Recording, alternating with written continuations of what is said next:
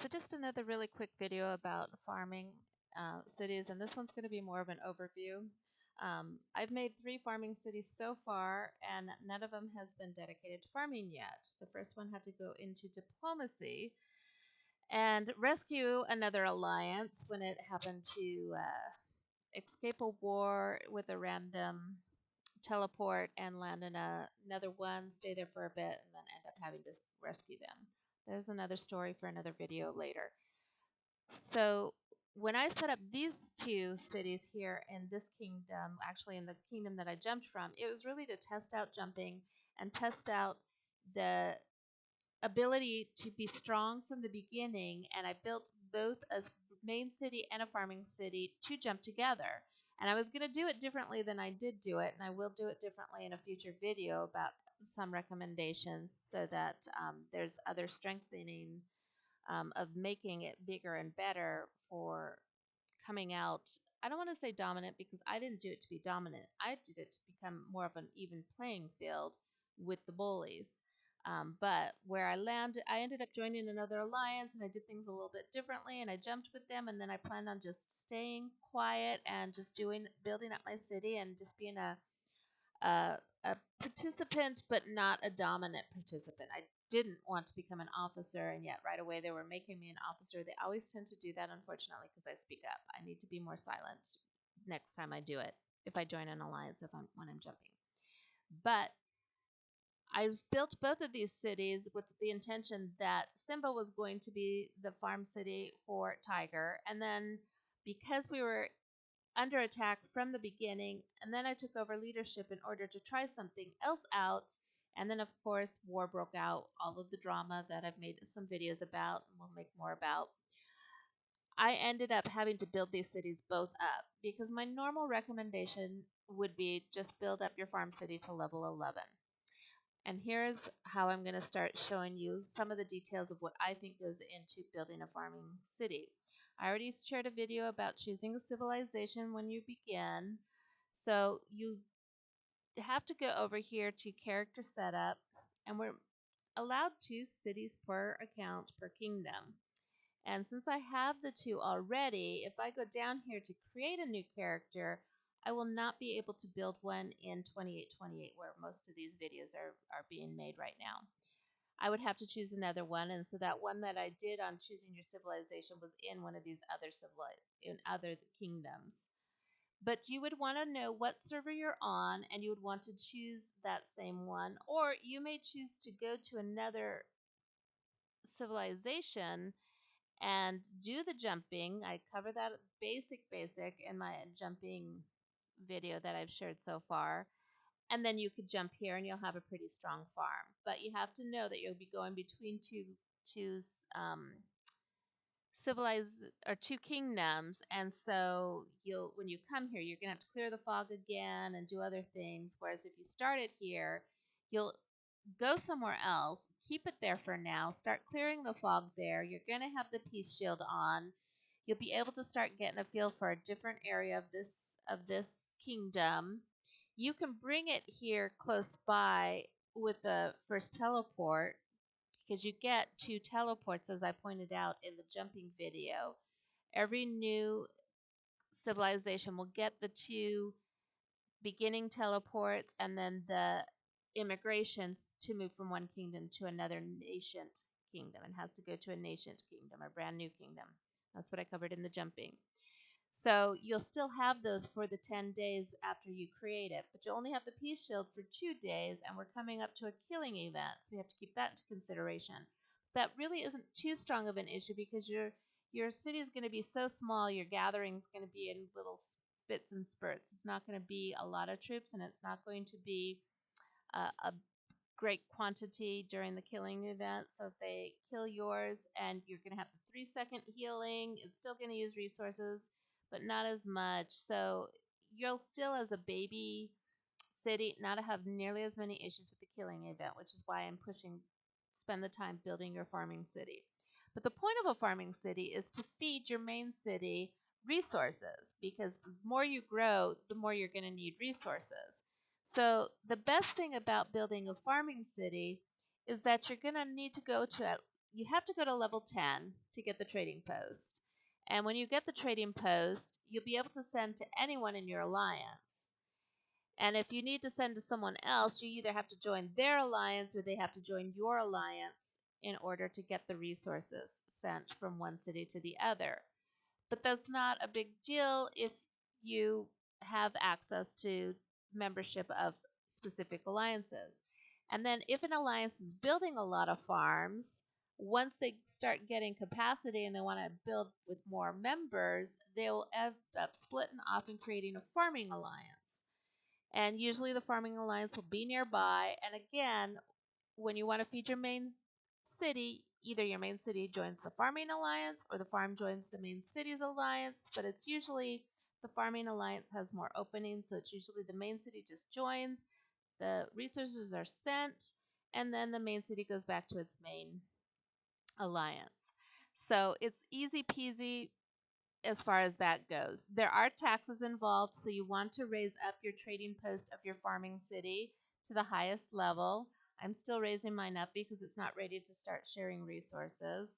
I decided not to add this queue, and I decided not to raise this up to level 6, which is something I recommend so that you can open up the second building queue, because I'm going to go ahead and turn Simba into a farming city, and so I'm not going to work on building as quickly. This unlock second building queue is not as priority for me to spend gems. Even though it looks like I have a ton of gems, it's because I accidentally redeemed some of my gem tokens. And I don't like spending gems if I don't need to. And so I'm just going to build this up slowly. Probably after this city hall is done, I'll focus everything on the trading post and get that up to the highest level so that my taxes will go down, because right now my tax is at 30% and I'll be able to raise it up to level 13, and by then my taxes will be closer to 23%. So I'll end up spending or losing a lot less resources to taxation, which who likes to pay taxes? I sure don't. So this will have to be raised up to the highest level I can. Now, I recommend you get your farming city up to a level 11 in the short term, but not in the immediate short term. Immediate short term, just get it up to level 7 so that you can teleport to the new location when we move there, which I anticipate will be during the killing event. And I'll keep you posted on that, of course. Most people have decided to stay for the short term, and that's just fine. They're not attacking our cities and our gatherers yet, but they will. Oh, and just a really brief message about the pesky mosquito. I am so, so, so proud of everybody for doing what we're not supposed to do. I am so proud of you all. All of these really substandard resource nodes that are being depleted. Um, we'll leave them with a lot of depleted resources when we leave the area and they decide to occupy it. So, well, they're starting to occupy it, but just not that much. There's only a handful here because they're spreading out so, so, so much. And they're going to run out of flags and resources um, at some point. Over here, I know they're going to start attacking right here, both on the slave colony right here and the master colony right here. So they've been attacking here. They destroyed their central fortress. Sad. I knew it was burning, but it looked like it had a long time to go. Maybe they demolished it. I hope they demolished it. I bet they did. So we'll see where they go. They may go where I want to go, but we'll see. I've been communicating with other alliances. So anyhow, I want you to know that if you start your farming city, I've given you the starters. You want to emphasize your gathering commanders. Your peacekeeping commander, you know how I feel about. I want you to be training your gathering commanders with XP, getting them XP by doing hunting barbarians, because that's a great way to build up commanders to a higher XP. And then you need one strong garrison commander to protect your city, because the city is going to often, when you're a farming city, sorry, when you're a farming city, you can only send what's greater than your storehouse. So like right now, I have no resources to send because nothing is greater than my limits. So to send, I'm going to have to gather a lot more, produce a lot more, and or turn in tokens to send out. Although I'm gathering right now, I will be in excess of my storehouse. As soon as these gatherers come in, I'll be in excess of my storehouse. But I'm not ready to start sending because I have not upgraded my trading post enough. I wasn't thinking this through when I decided to raise up the city hall again. But it's neither here nor there. This will just be a stronger farmer city than I like. And I'm choosing the alliance leader to be the farm because I want more mobility for my main city. I have learned that very much so. Most other alliances think in terms of the power of the city, and so a lot of times I've had to have the powerful city be the alliance leader so that it gets the how shall I say, my words have more power because my city has more power when I'm dealing with people who don't know me. And I've dealt with in my other kingdoms a lot of different alliances, and sometimes the initial stages are kind of on a you have to stop this type of business or you have to get this member of yours to stop this kind of business. And some of the alliances that are bully alliances, they're not amenable to those requests, so I have to appear as a powerful. But by I'd say a little over a month in the game, pretty much everyone was starting to know that my words had some influence. Not with the big cheeses, because I didn't work with the big cheeses and I didn't want to work with the big cheeses. There were only two major alliances that I wanted to work with, and they're no longer in that kingdom. And I'm actually migrating to one of the kingdoms that one of them moved to. Anyhow, so that is the premise of farming cities, that you really, really want to um, determine what civilization, focus on gathering, but don't ignore peacekeeping because there's a lot of tokens, as I pointed out in other videos, and those tokens, you're going to want to be able to hold on to those to be able to transfer later because you want to be able to have a lot on hand to share in the future, and your city can't be plundered if you're not over your storehouse. So as much as you can convert to tokens, the better. And like I've pointed out in my mysterious merchant video as well, transferring them to tokens up here is great too, because then you're never going to be over your storehouse. Um, I'm going to go ahead and transfer. I don't buy these research. I never run out of research. And since this is a farming city, I definitely won't need the research. Um, and then I like these for gathering because this is going to be focused on gathering. I definitely will be spending on that. So I don't mind spending on things that right now I'm thinking in terms of a farming city. I want tokens rather than storehouse because I'm not ready to share yet. And I don't like these. I only like the ones that have to do with, I don't know this one much because I've not been doing a whole lot of war type things. I do scouting, but I don't do a lot of war things. But I share in a mysterious merchant video more of my preferences on these for converting resources to tokens and boosts and speed ups. Then also I want to say that you want to get to level 11 so you can have 3 gathering. You have to get to level 10 to get the trading post, but you want to get to level 11 to get the 3 commanders as opposed to 2, so that you can send out 3 gathering commanders rather than 2. And when I set up my commanders, now I've decided what I'm going to do, because you get a lot of gathering commanders, and the game will try to encourage you to send the highest for whatever you're gathering. I've decided to focus the men on, just because it'll help me know. I don't have to worry about what the game says. But like versatility, I'm setting up the men that have versatility to this hook so that I know that they are geared towards strength of gathering. Or if they are a gathering, I'm emphasizing for them to go towards first stone and then gold. And then the woman, see, here's another one towards versatility, so he should be 3 on this as well. And then I'm going to start focusing them on these so that when it's open field and they're attacked, they're stronger.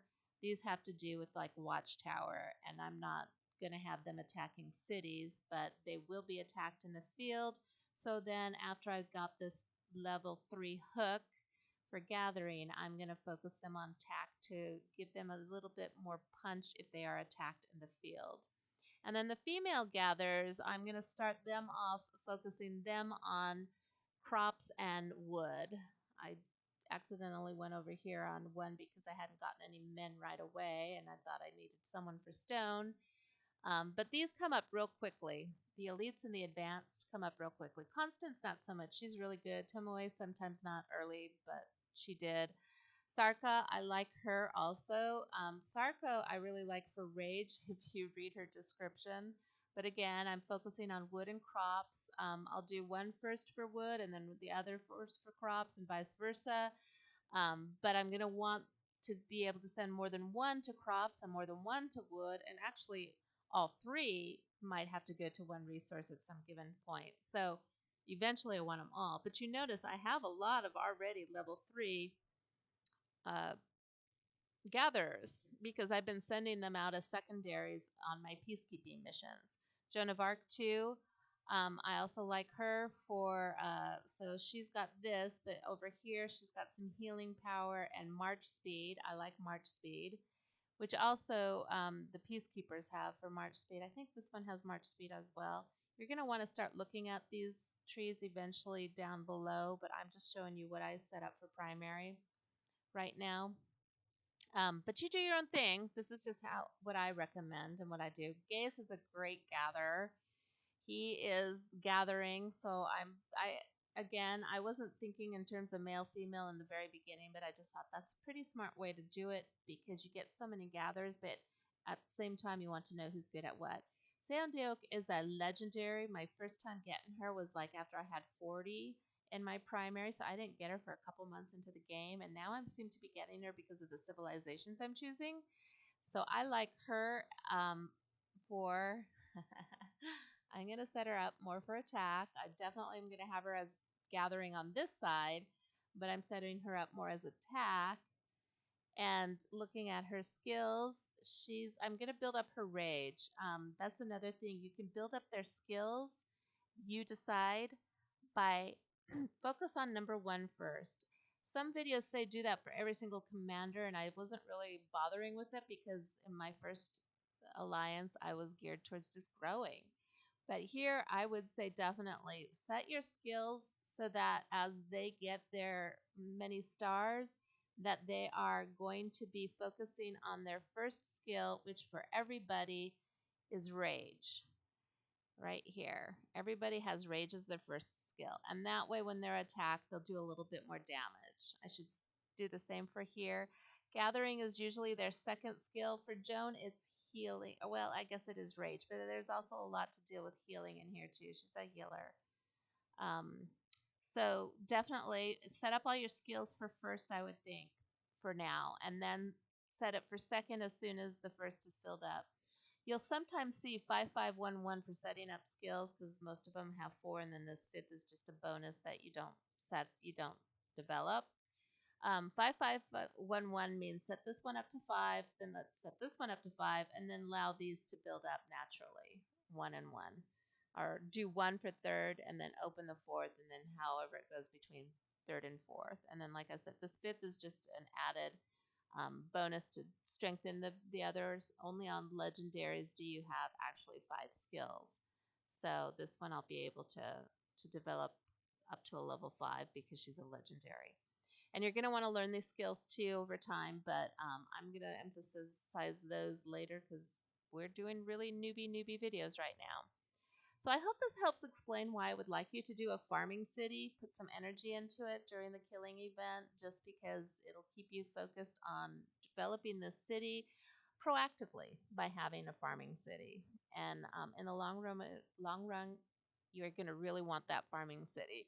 And in the long run, you won't be like me either and not have to turn it into something else, hopefully.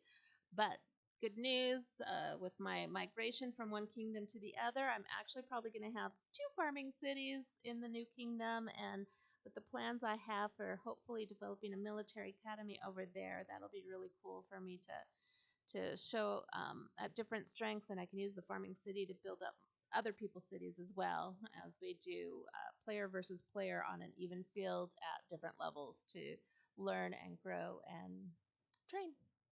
Okay, signing off.